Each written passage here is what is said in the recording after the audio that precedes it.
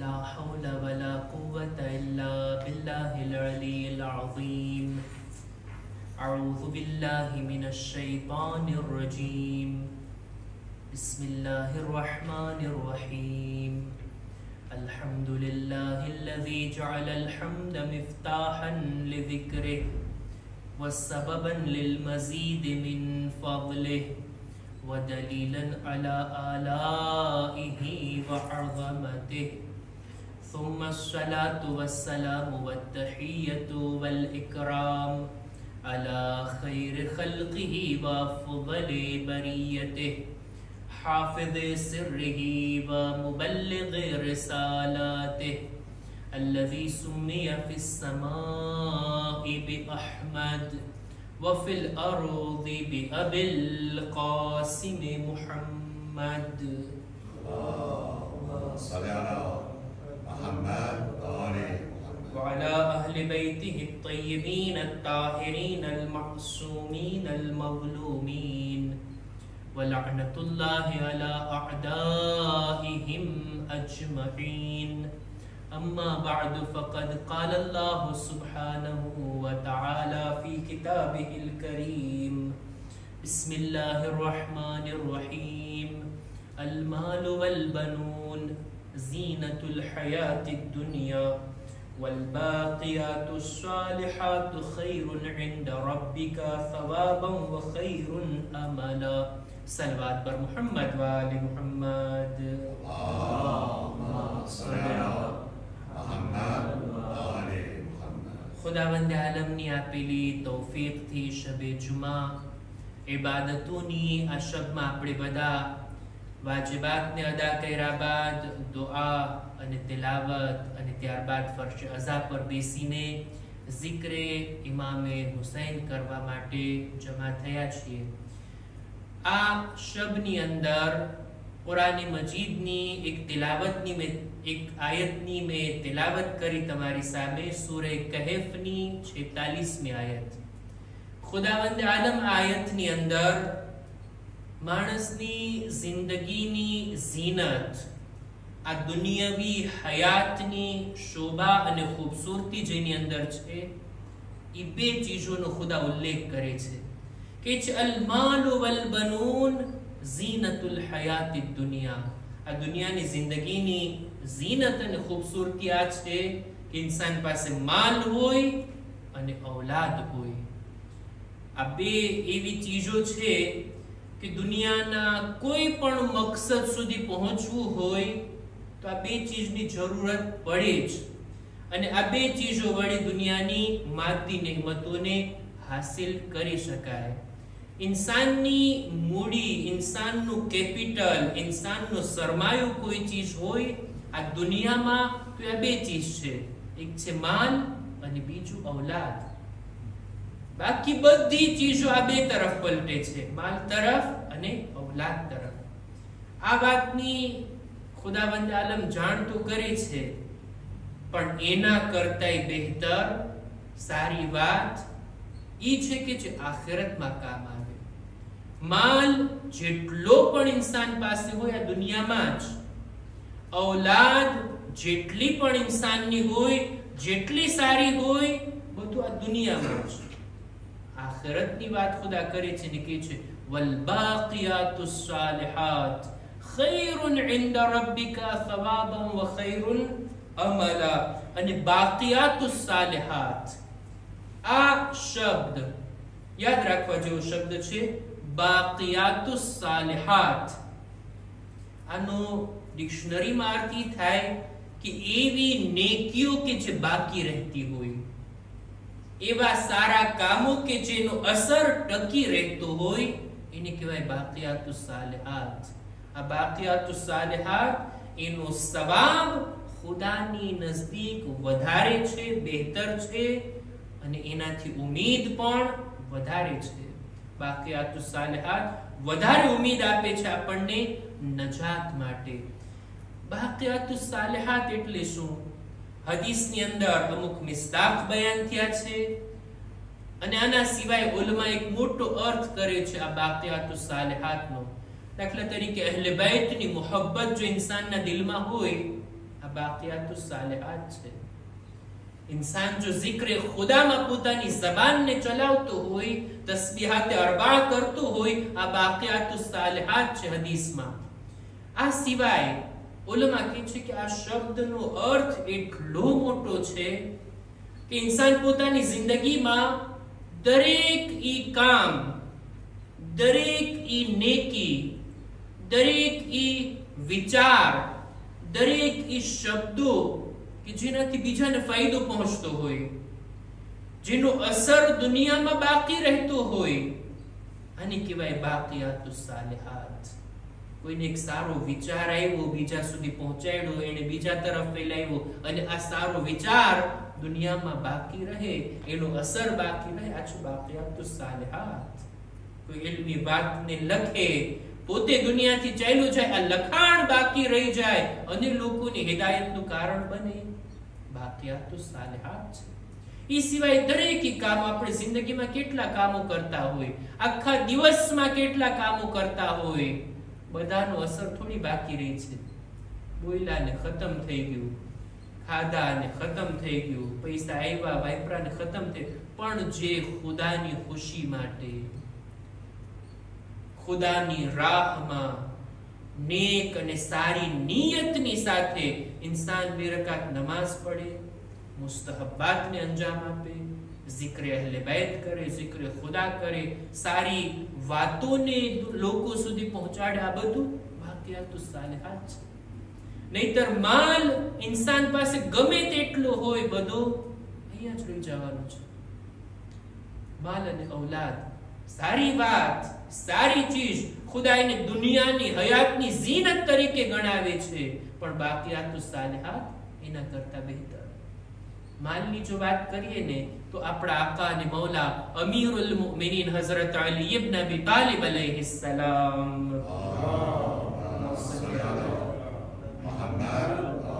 એક હદીસની અંદર ફરમાવે છે કે લિકુલ્લિ ઇમ્રિઇન ફી માલિહી શરીકાન અલ વારિસ વલ હવાદિસ. દરેક ઇન્સાનના માલમાં બે ભાગીદાર હોય છે. બે ચીજો છે કે જે ઇન્સાનના માલમાં ભાગ પડાવે છે. ઇન્સાન માલને વળગીને રહી છે ને, દિલથી લગાવીને રાખે છે. માલ તો બહુ પ્યારો હોય છે ઇન્સાનને, બીજી બધી ચીજોને આપી દેવા તૈયાર. તમે કયો તમારી પાસે આવીને તમારા પગ દબાવી દે એના માટે તૈયાર, પણ ખીચામાં હાથ નાખીને માલ કાઢવો બહુ મુશ્કેલ છે. માલને ઇન્સાન ખૂબ સાચવીને રાખે, ખૂબ સંભાળીને રાખે. મૌલા કહે છે આ માલ, જે માલ હાસિલ કર્યો છે ને, જે તમને ખૂબ પ્યારો અને મહેબૂબ છે ને, એ બે લોકો માટે છે. યા તો કોઈ એવો હાદસો પેશ આવે, એવો વાક્યો બને, એવી ઘટના આવે, એવું કંઈ બને કે આ માલમાં નુકસાન આવી પડે. થાય છે ને, માલદાર લોકોને ગરીબ અને ફકીર થતા આપણે જોયા છે. કાલે કેટલું હતું ને આજે કઈ હતું નહોતું થઈ ગયું. માલ એના બે ભાગ છે. એક ભાગ હવાદિસ, એવા વાકયા, એવો હાદસો, એવો એક્સિડન્ટ થાય કે આ માલ એકદમથી ચાલ્યો જાય, ખોટ પડે ને નુકસાન આવી જાય. ઇન્સાનના માલનો એક ભાગ આ હાદસા અને આ નુકસાન માટે છે. અથવા તો બીજું બને કે કઈ એવો હાદસો બને કે પોતે જ દુનિયાથી ચાલ્યો જાય, તો આ માલ વારિસ લોકોનો છે. આપણા બાદ જે આપણા વારસદાર છે એ લોકો વાપરશે. મૌલા કહે છે આમાં તારું શું છે? કઈક નુકસાન આવી જાય, બધો માલ હાલ્યો જાય, એવું પણ શક્ય છે. એક જ ઘડીમાં જેટલો હતો માલ બધો ચાલ્યો જાય, એ પણ પોસિબલ છે. અને એક જ ઘડીમાં તું દુનિયાથી ચાલ્યો જાય, એ પણ શક્ય છે. માલ ચાલ્યો જશે વારસદારોના હાથમાં. આ દુનિયામાં ઇન્સાન મારો માલ, મારો પૈસો, મારી દોલત, મારું મારું કરે છે ને. એક હદીસ તમને સંભળાવું. રસૂલે ખુદા સલ્લલ્લાહુ અલૈહિ વસલ્લમ ફરમાવે છે,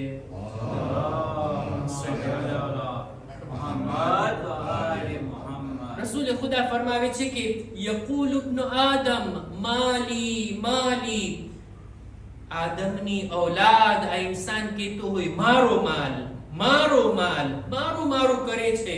વહલ્લક મિન માલિક ઇલ્લા મા અકલતા ફઅફનૈતા.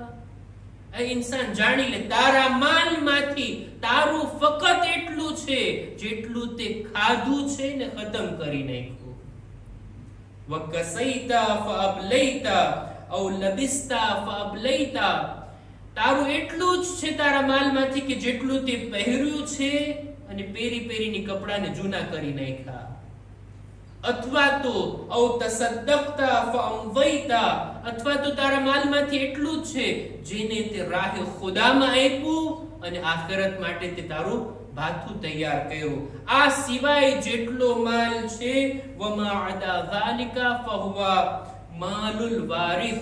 આ સિવાય જેટલું કઈ છે ને એ બધા તારા વારસદારો માટે છે. બધું અહીંયા રહી જશે અને તારે આ દુનિયાથી કૂચ કરીને ચાલ્યું જવાનું છે. ઇન્સાન જો આ રીતના વિચાર કરે ને તો સમજી જાય કે માલ ભલે સારી ચીજ પણ આ દુનિયા સુધી સીમિત છે, સિવાય ઈ કે એનાથી આખિરતને કમાવવામાં આવે. ઔલાદ પણ એવી જ રીતના, ઔલાદની પણ જો સારી તરબિયત કરીને નેક રસ્તા પર લગાડ્યા ને તો ઈ છે બાકિયાતુસ સાલિહાત. નહીતર આ ઔલાદ પણ મોટી થઈને મોઢું ફેરવી લેશે, ઇન્સાનથી દૂર થઈ જશે. જેવી રીતના પેલા એકલા હતા બાદમાં પણ એકલા થઈ જશું. પણ આ બાકિયાતુસ સાલિહાત જો બનાવવામાં આવે આ માલને અને આ ઔલાદને. હજી એક હદીસને બયાન કરીને હું વાતને પૂરી કરું. એક માણસ આપણા ચોથા ઇમામ ઇમામે ઝૈનુલ આબિદીન અલૈહિસ્સલામ એમની પાસે આવીને શિકાયત કરી છે, મૌલા મારી જિંદગીમાં બહુ મુશ્કેલાત છે, ખૂબ જ પરેશાનીઓ છે, એટલી સખ્તીથી મારી જિંદગી ગુજરી રહી છે. મૌલા એની મુસીબત સાંભળી પહેલા એની મુસીબતો કરતાય મોટી મુસીબતને બયાન કરે છે જે દરેક ઇન્સાનો માટે છે. એક એવી જનરલ વાત કે જે બધાને લાગુ પડે છે. દરેકની જિંદગીમાં હોય મુશ્કેલાત. આ માણસ પણ પોતાની ખાસ મુશ્કેલોને લઈને આવ્યો હતો. ઇમામ કહે છે ઇન્સાનની 3 મુશ્કેલો છે આ દુનિયાની અંદર, કે 3માંથી એકથી ઇબરત હાસિલ નથી કરતો. જો એકથી પણ ઇબરત હાસિલ કરી લઈને તો દુનિયાની તમામ મુશ્કેલાત આ મુશ્કેલની સામે આસાન લેખાશે. દુનિયાની તમામ સખ્તીઓ એના માટે હલકી અને હળવી બની જશે. મિસ્કીનુન ઇબ્નુ આદમ લહુ ફી કુલ્લી યૌમિન 3 મસાઇબ. આ કેટલો કમજોર, કેટલો બિચારો છે આ ઇન્સાન કે જેના માટે દરરોજ જિંદગીમાં 3 મુસીબતો આવી રહી છે. સૌથી પહેલું મૌલા કહે છે કે પહેલી મુસીબત ઈ છે કે ઇન્સાન દરરોજ જુએ છે કે એની ઉંમરમાંથી એક દિવસ ઓછો થઈ ગયો. દિવસ ઉગે, તારીખ બદલાય અને જુએ છે કે એની ઉંમરમાંથી એક દિવસની કમી થઈ ગઈ. આ કઈ મોટી મુસીબત, નાની મુસીબત છે? ચોથા ઇમામ કહે છે મોટી મુસીબત છે. આગળ મૌલા કહે છે, તર્જુમો બયાન કરું, મૌલા કહે છે કે ઇન્સાનના માલમાં જો કોઈ ખોટ આવે ને એ ખાડો પૂરી શકાય. આજે નુકસાન થઈ ગયું, કાલે કમાવી લઈશું. આજે પૈસા ચાલ્યા ગયા, કાલે પૈસો બનાવી લેશું. પણ ઉંમર જો ચાલી ગઈ પાછી નથી આવવાની. જિંદગીનો એક દિવસ ઓછો થઈ ગયો.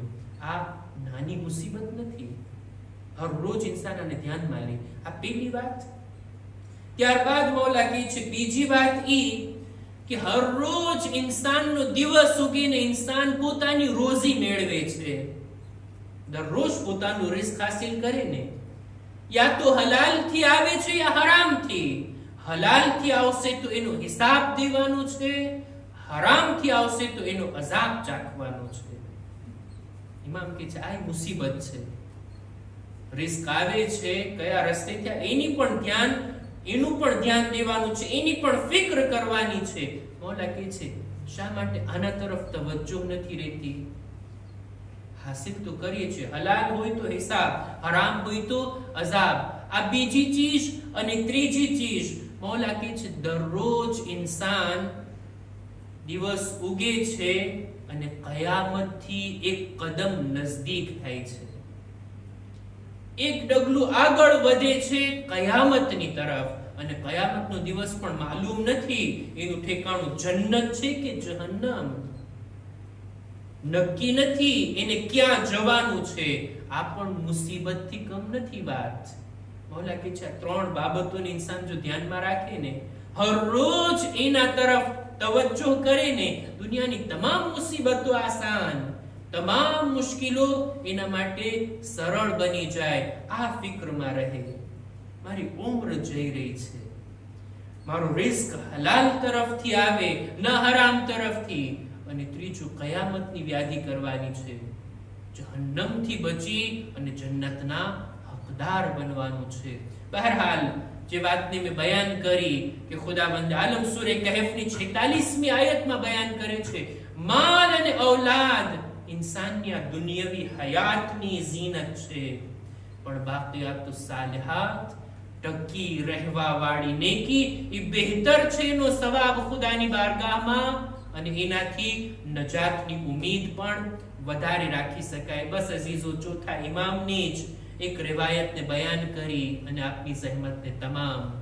આપણા ચોથા ઇમામ કરબલાના બનાવ બાદ હંમેશા કરબલાને યાદ કરીને ગિર્યા કરતા, કોઈ મોકો હાથમાંથી જવા ન દેતા કે કરબલા વાળાઓની પ્યાસ, એમના મસાએબ, એમની મુસીબતોને યાદ ન કરતા હોય. વુઝુ માટે પાણી આવતું તો કરબલાની પ્યાસને યાદ કરતા. રોઝો ખોલતી વેળા, જ્યારે ઇફતાર કરતી વેળા સુફરા પર બેસતા તો કરબલા વાળાઓને યાદ કરતા. હદ તો ઈ હતી બજારમાં જાનવરોને ઝિબાહ કરતા જોતા તો એને પાણી પીરાયું કે નહીં આ વાતની તપાસ કરીને કરબલાના શહીદોને યાદ કરતા. ઇમામ એક દિવસ બજારમાં જોયા એક ગરીબ, એક ફકીર, એક એવો ઇન્સાન કે જે મદીનાનો રહેવા વાળો ના હતો, લોકોની દરમિયાન હાથ ફેલાવીને મદદ માંગી રહ્યો છે. ઇરહમૂની અય્યુહન નાસ ફઇન્ની રજુલુન ગરીબ, એ લોકો તમે મારા પર રહેમ ખાઓ, હું તમારા મદીનાનો રહેવા વાળો નથી, હું ગરીબુલ વતન છું, મારી મદદ કરો. ઇમામ જ્યારે આ વાતને સાંભળ્યા એની બાજુમાં જઈને કહે છે ભાઈ, બેશક તું ફકીર છો, બેશક તું મોહતાજ છો, જરૂરતમંદ છો, પણ મને આટલું બતાવ, તું તારા વતનથી દૂર છો, જો આજે મદીનામાં તને મૌત આવે, શું તારો જનાઝો દફન અને કફન વગર પડ્યો રહેશે? બોલો માણસ કહે છે નહીં મૌલા, કેવી વાત કરો છો, મુસલમાનોની દરમિયાન જો મને મૌત આવશે, કોઈને કોઈ મારા પર રહેમ ખાઈ મને કફન આપશે, મને ગુસ્લો કફન આપી મને દફન કરી દેશે, આ વાતનું મને યકીન છે મૌલા, બસ આટલું સાંભળવું હતું. ઇમામ કરબલા તરફ જોઈને કહે છે હે બાબા, આ ગરીબુલ વતન માણસને પણ સફરમાં આટલું યકીન છે મર્યા પછી એને ગુસ્લો કફન મળશે, એને દફન કરવામાં આવશે. હાય એ કેવા નામના મુસલમાનો હતા કે જેઓ એ દશ્તે કરબલામાં તમને કત્લ કર્યા બાદ, તમારા સરને નોકે નેઝા પર બુલંદ કર્યા બાદ, તમારા લાશાને પામાલ કર્યા બાદ બેગોરો કફન જલતી જમીન પર મૂકીને ચાલ્યા ગયા.